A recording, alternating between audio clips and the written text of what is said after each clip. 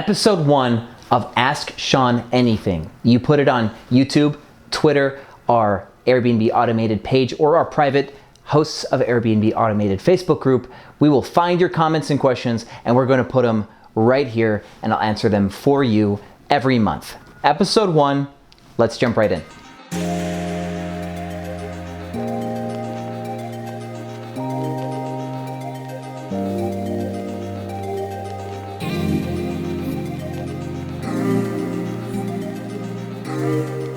All right, welcome back, Airbnb family. So we're gonna rattle off some questions and I'm gonna give you some answers to the best of my ability. We're gonna do it fast. So this one is Tapan Trivedi. He asks, I own a rental house which I want to put up on Airbnb. Hiring a manager. What is a reasonable fee percentage to pay a manager? I am being quoted 30% of gross. All right, so Tapan, it really depends. Are you putting your house on Airbnb and not doing anything and just giving that home away to a manager to short-term rent it?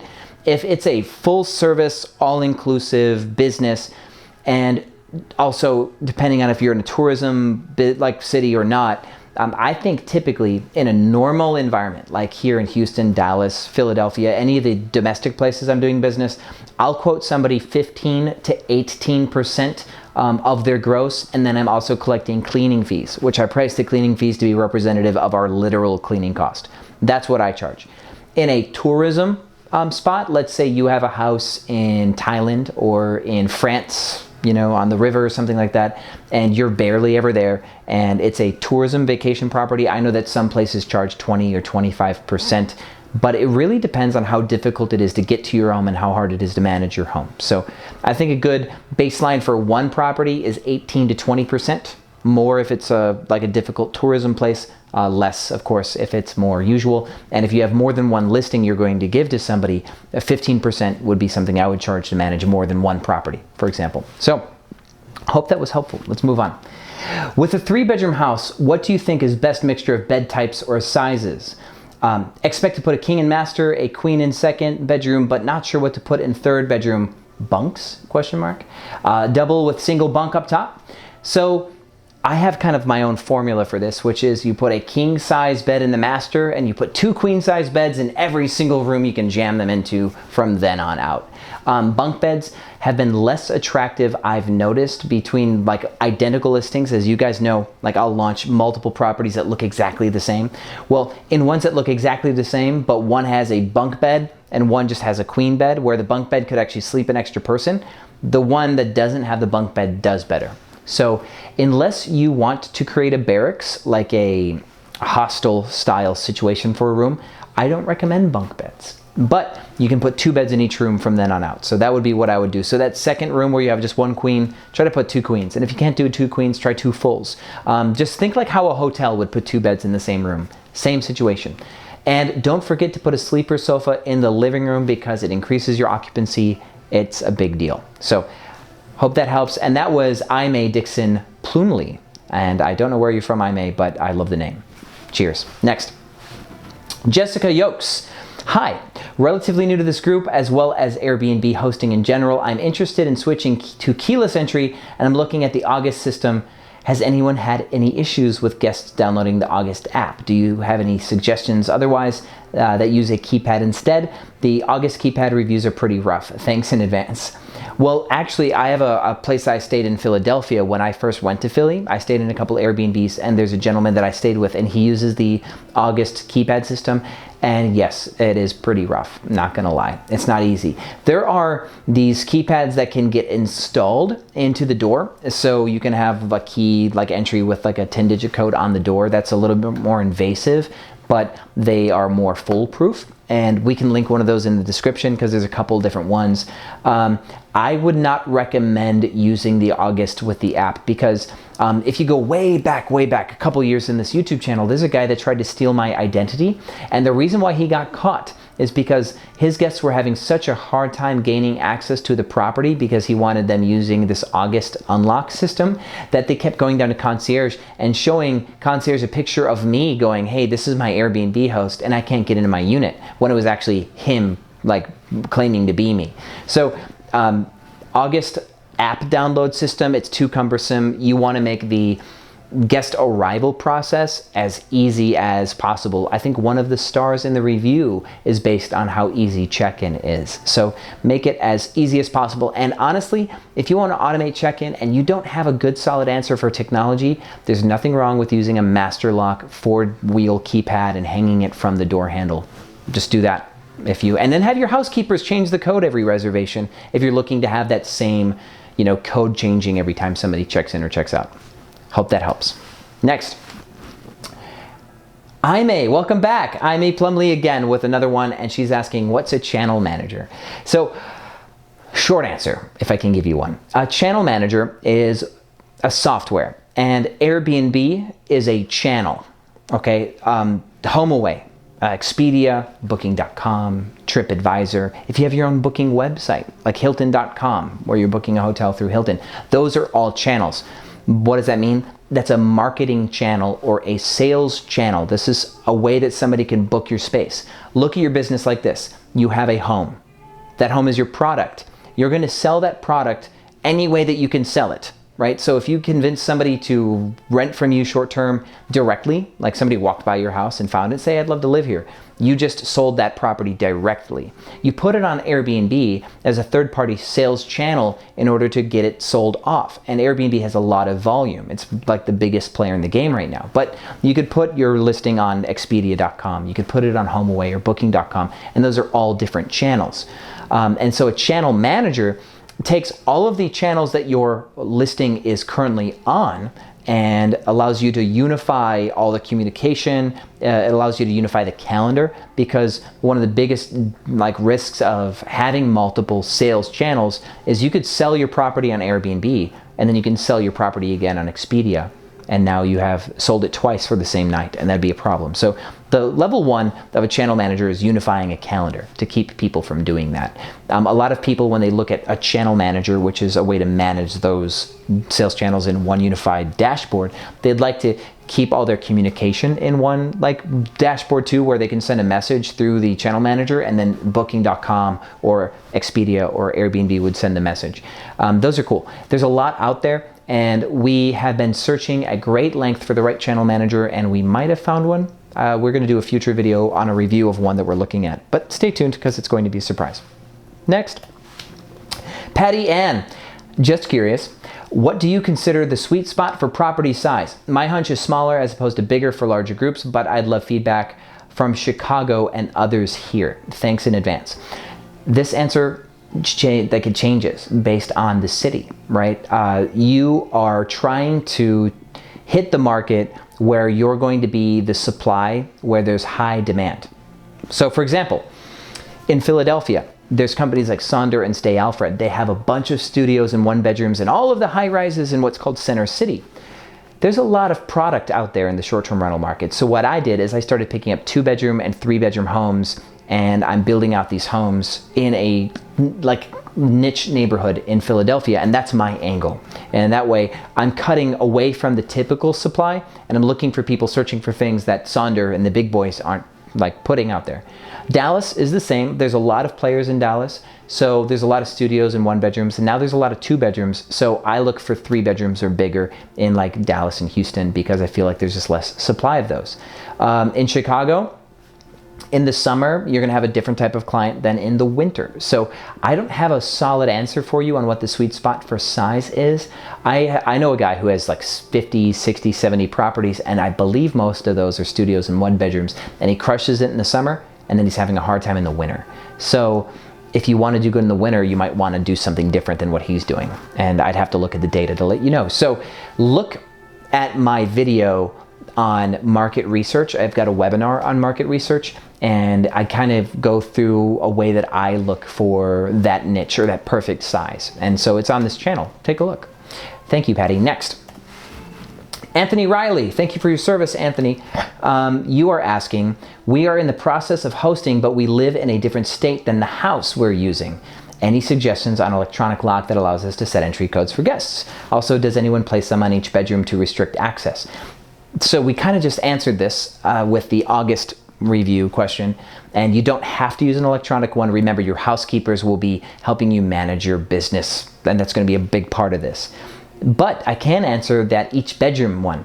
If you go with a strategy where you're going to rent out private rooms when the whole house isn't being listed, then yeah, put a electronic lock on each door. That'll allow you to rent out private rooms if your 5-bedroom house is too expensive for somebody to rent last minute, but you can get 4 or 5 different groups of travelers who just want a bed to lay in. You'll make more money than dropping your price in the whole 5-bedroom.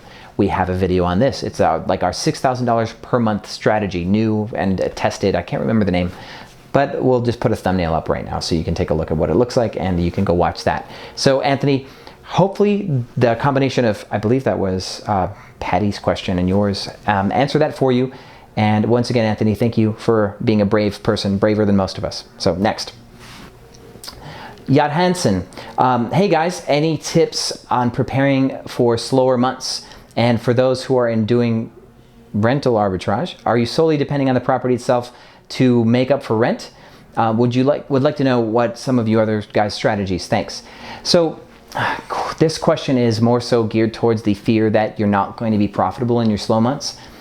My question would be, where are you right now? How bad is it? Chicago, my friend plans to lose money 1 month, but here's the thing about that.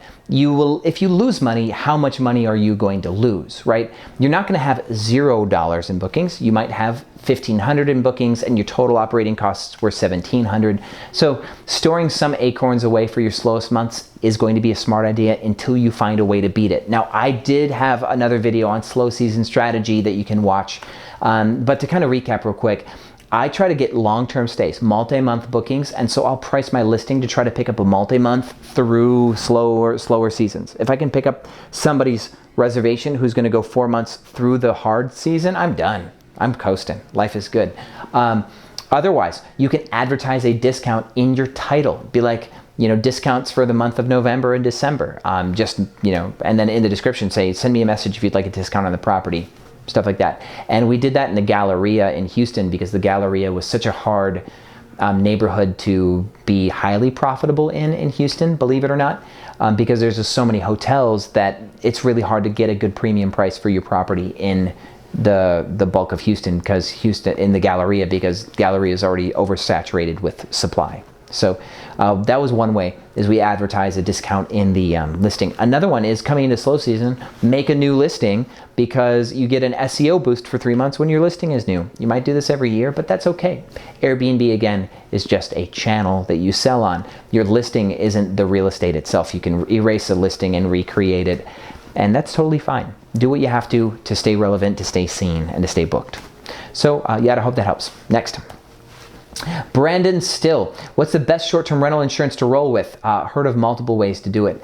Now this depends. If you have your own home and you are liable for absolutely everything, I know that a lot of people use proper insurance is one. You could also get a LLC based insurance, like a corporate liability policy that specifically covers things, and you can a la carte make your own business insurance for your property, furniture and fixtures, stuff like that. And if you're a renter doing rental arbitrage, you may only need to satisfy your rental insurance agreement as in accordance with the property itself. So I use Lemonade that's lemonade.com for my renter's insurance, because the leases that I have very specifically state I have to have a renter's insurance policy with specific things, and I can get that policy for $7 or $8 a month. So as far as satisfying my lease, lemonade.com has been the cheapest one that I have found. Hope that helps, Brandon. And that actually is not the last one. Next, Rosie Simpkins. Advice for calling apartment leasing agents to discuss whether or not they lease with commercial Airbnb businesses. How do you approach this? What have you found to be successful? Also, do you operate within the Atlanta area? Love to hear your experience. Rosie, I do consult for people in the Atlanta area. Actually Atlanta has some of the highest per night rates at times. Like Nashville, Atlanta are all really good. Austin can get good. Denver has been good. The Northeast can be good too at times. So you watch the Airbnb and watch booking.com too, and they'll advertise listings from this price or higher. And you'll notice that a lot of these nightly rates can be really high in some of these cities on average. And you test that against the rental market. And Atlanta's rental market isn't too expensive. So Atlanta's good. So advice for calling apartment leasing agents. You're not going to call and ask, do you allow Airbnb? Because they are told by their managers to screen out people who want to do this. They don't understand your business model. Just call first and ask, do they allow corporate leases? Because you are a corporate housing company. And essentially, that's where you want to start. You're going to do all of your negotiations in person from then on. So that would be the advice for on your phone call. I'm not going to get into too much detail on the strategy because I'll spend 45 minutes to an hour with somebody on the phone, coaching them one-on-one on exactly what to say, exactly how to say it, and in what order, and what to look at in the lease. And so this requires a playbook in order to get that done. And you can book a call with me and we can talk about this one-on-one, but eventually this will be in a course if you don't want to do a one-on-one call. So stay tuned. Hopefully, my advice to not oversell this and to not be so like, hey, I'd love to Airbnb your space over the phone. Cold calling is one of the worst ways to sell people. You want to do it in person, especially if you have a good professional demeanor. It's going to be much more effective selling people or negotiating terms on what you want to do with their property. So think about it that way. Alicia Long, we've been working with a realtor to find rental properties and his broker is a little concerned with doing the rental on Airbnb. He thinks there could be an issue with the Division of Real Estate and Licensing Law. Sounds valid. Since we will be a renter advertising the property instead of an owner, but he isn't sure. Is anyone familiar with licensing law? And it seems like a concern, just doing our due diligence. Any advice would help. Where is this? My question for you. It sounds like this is a lease provision and state by state this changes. If you get permission from your landlord to do something, you have permission from the landlord. Done. Now, this issue with the Division of Real Estate Licensing Law, if the city has laws against advertising a space for rent online, I would look at that. But are properties listed on Craigslist? Most likely. Do real estate agents list things on social media? Most likely. I doubt that you're going to run into a nuanced version of that law. Of course, I don't know. So if you're watching this video, Alicia, give me more specifics in the comments and we'll go at this one again because it's really city and state I think is going to be the answer to this because I don't know all the law for all the states. I'm not a lawyer. So next one. May, welcome back. It's cool to see you again, Ms. Plumley. Third time. What kind of budget are you using for furnishing a short-term rental? Would $10K be reasonable if starting from scratch? 3 bedrooms. Understand that I am open to lightly used furniture, kitchen stuff, if it's nice, but we'll go with all new mattresses. $10K is definitely reasonable for a 2-bedroom, hands down. I tell people, including your first month's rent, you should be able to get into a studio for under $6,000, including rents, even if the rents are not optimal. A lot of times you can get front-end concessions and this will lower your costs. I can get into an apartment for $4,000, $4,500 if I get my first month's rent for free. A 2-bedroom, $6,000, $6,500 worth of furniture, and then your rent costs. A 3-bedroom, you add another $2,000 to the mix, and you're looking at $8,500. So $8,000 probably for a 3-bedroom property, and you should be good. But you also have to consider your first month's rent. So if your first month's rent and closing costs to get in is under $2,000, you should be able to do a 3-bedroom for $10K, and you shouldn't have to buy anything used with that. So buying stuff used isn't bad, but the thing is you really want to design your space. And so actually, if you can find a piece of furniture that really sings in photography and wow, this thing looks so cool, then yeah, design around that lightly used vintage piece or something. But otherwise, plan in advance to design your space and get ready to buy everything at a moment's notice, because the cost, $10,000 to set up the space, is just one of your costs. Opportunity cost is the cost of not having your property listed while you're paying rent. Your daily rent cost and the profit you're not making should be considered an expense. So buying furniture used can slow you down. So even though you think you're saving money, it's costing you other monies. Get it? Thanks, May, for your third wonderful question.